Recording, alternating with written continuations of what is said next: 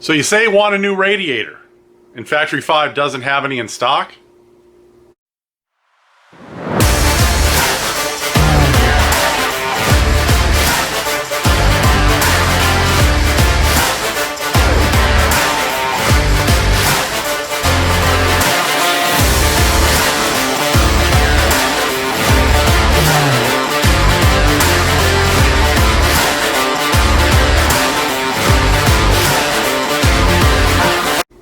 Hey everybody, welcome back to the IE427 Garage. Today we are working on a radiator and radiator cooling fan for Michael's Mark III. Recently, with all of the global parts shortages that are going around, parts have been getting harder and harder to find. And so if you don't have an alternative to something that maybe holding you up on the build, let's say you're getting close to first start and you really want to make sure you have a cooling system in place, you may have to go outside of the normal supply channels in order to find something to work. And so today what we're going to do is we're going to look at a universal radiator. This isn't model specific. We basically went on to one of the online part stores, searched by size, and came up with what I'm going to show you. And from there we're going to make some modifications. When all is said and done, we may be really close to spending what we would have spent from Factory 5, but we'll probably have our radiator complete weeks before their next supply is supposed to be here on the mainland. So with all the uncertainty with all of the different parts, shortages and delays right now, we're just going forward and we're going to go with the solution that we have here. I am going to start over here. You can see we still have the Factory 5. This is the AFCO radiator that was supplied with this Mark III kit. I'm not sure if a complete kit was available in the Mark III when this kit shipped. Regardless, this is the Factory 5 AFCO radiator. You can see the inlet is angled up, the outlet at the bottom is straight. This is the Mustang radiator from the 2004 Mach 1 that a lot of the parts for this car came out of. You can see the haphazard brackets that someone made in order to make this fit. We're going to show you our solution to mounting a cooling fan, a Ford cooling fan on the radiator. It's a little bit more elegant than this, but I wanted to show you guys this radiator still holds pressure. It still works, but it's ugly. It's taken some hits across the front of the fans, the fins over the years, and it's just a little bit worse for wear. We could clean it up and put it on, and I'm sure it would hold pressure. The question is, how long? The radiator isn't one of the easiest parts to remove on the car once it's complete, especially if you go with aftermarket nose aluminum. It can be a little bit cumbersome to try to get the radiator out later, especially if you don't have access to a car lift. So what we've chosen to do, we ordered a Griffin radiator from one of the online parts houses, and we've got it mocked up over here with our cooling fan. You can see this is the bottom, this is the outlet. The tube is actually angled in a little bit. If we look at it from the side view, it's kind of tilted towards the inside of the radiator. However, the inlet at the top is straight. And since we're working on a 4.6 liter dual overhead cam engine, there are no elegant solution for the cooling hoses or tubes. So we're going to have to mock up something on our own anyway. So I didn't see this as being a huge issue. Two things that we are going to have to address, and we have a welder scheduled, but again, we're waiting on supply chain issues. We're waiting on an aluminum bung to weld in for the steam port. We are going to be removing this filler neck at the top and having that welded shut. And then we're going to have a steam port bung welded in right here so that we can get a steam port recirculating tube to our new overflow or surge tank. So as soon as that bung arrives, then we'll be scheduling the welder. We'll either take this to his shop or he'll come to our shop, and we'll get those two things addressed. In the meantime, I'm trying to get the cooling fan all prepped to go in the car.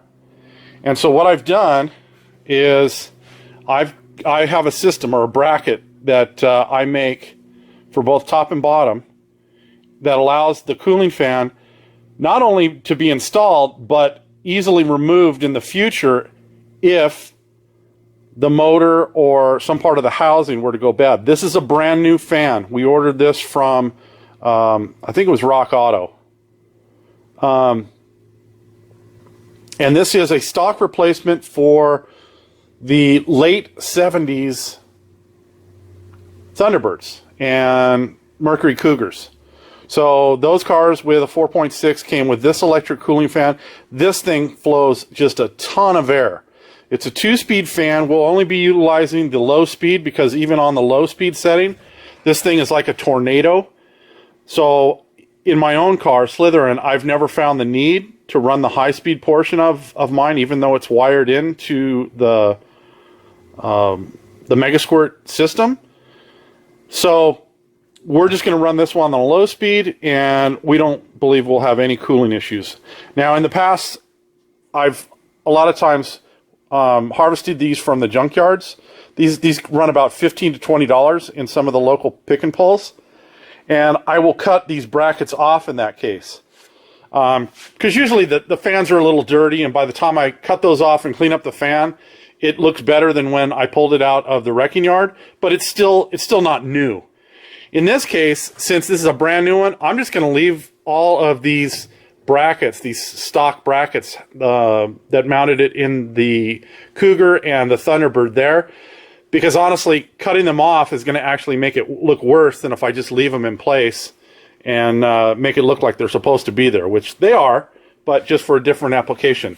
So what I've done is I have put a metal L bracket all the way across the bottom. I've bent this up in the brake, and then you can see I've got two stainless steel screws, 1/4-20 screws going in from the bottom that are nylock nutted, but they do not go through the fan shroud and get nutted on the other side. These nuts and bolts only act as pins to hold the bottom in place, so it actually floats on the bottom. And then on the top, I have machine screws that actually hold the fan on. They're mounted with L brackets, and this isn't the final assembly. Since we're using the Breeze hinge assembly for the top, there's actually a through bolt and a spacer that go in this location here. And so I've just got temporary machine bolts, machine screws in to some L brackets behind here for now. I will pull the fan off and I'll show you all the bracketry and everything. But I want to leave this front hinge off for now because the water neck or the filler neck has to be cut off and you know, filled in or blanked off. And so I want to give the welder as much access to this as possible without having the hinge in place, without having the fan shroud in place, and without having the L brackets in place. So I'm just mocking this up basically to make sure everything fits on there. The hinge assembly, if you're not familiar with the products that Mark over at Breeze makes, this is the piano hinge assembly that we use to mount the top portion of the radiator. And this goes in place on the front cross brace like this, and then there are 1/4-20 bolts that go through the holes. So the holes in the hinge itself are 1/4 inch. The holes in the frame are number 7 drilled holes, and then they are tapped with a 1/4x20 tap, so that when the bolts go in there, they're threaded in and Loctited, and that holds the top hinge portion in place. The top of the hinge that mounts to the radiator actually mounts, see if I can get this stand up here. It mounts on the front, and the only thing that I haven't done so far is to enlarge the second hole on each of these, you can see I've got it drilled 1/8 inch in the hinge, but 1/4 inch in the radiator. Those two holes on the hinge will be opened up to 1/4 inch, and then I think they're 2.5 inch bolts will run through both of those. The hinge actually goes on the back side like this. It goes in between. Then a spacer, and then the back of the radiator, and then we'll have the bracket for our fan shroud mounting on the back of there, and then the nut. So that'll sandwich all together, and that will make everything nice and secure when we put this in the car. Alright, so now you can see this is the bottom bracket on the radiator that we made for the fan shroud, and you can see those machine bolts just go in through the bottom with nylon lock nuts on there on both sides. And then what happens, let's see if I can pull this down, those bolts just act as pins through these holes and then locate the bottom of the fan, and then they rest on that nylon lock nut at the bottom. So it holds the bottom pretty secure. It mimics what the factory did here, because these mounts here just slide into little U-channels on the bottom bracket of the Thunderbird and Cougar radiator on each side, and then there is a through bolt at the top on the shroud that goes through and actually holds the fan assembly to the radiator. So we're doing kind of the same thing, just in a slightly different way. And then let me put this fan over here. Then what we're doing on the top is we created these L brackets that will bolt to the radiator here. These will get nylon lock nuts when everything is put together for the final time. And then on the top, we've put some riv nuts, and that allows the whole assembly to slide down onto those bottom pins and then screw to the top. So when everything's finished, it's going to give kind of an OEM appearance. It's going to flow like a gangbuster, and the hinge allows movement between the chassis and the radiator, so you're not holding everything rigid and risking having one of these tanks come loose because it's rigidly mounted. So we're looking forward to getting the bung, the aluminum bung that we need for the steam port, so we can get that all welded up and have the filler neck pulled out. And then as soon as that is done, then hopefully we'll have the engine in the car, and we'll be able to put the radiator in for the final time and get that all squared away as well. Okay, everybody, that's going to do it. That pretty much wraps up all of the modifications that we have for the cooling fan and the radiator, short of getting the filler neck pulled out and then getting the bung welded in to the top of the radiator so that we can terminate our steam port.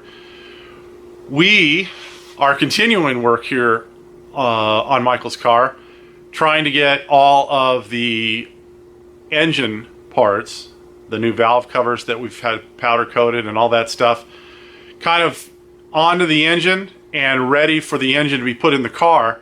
I got a call from Michael yesterday that all of the powder coated parts are done, and I'm hoping to pick those things up in the next few days so that we can get going on the engine. We still have sensors to mount for the dash gauges, for the oil temperature sensor, the cooling temperature sensor, and I think that's it. And then of course we have to wire all the Holley system in once the engine's in the car.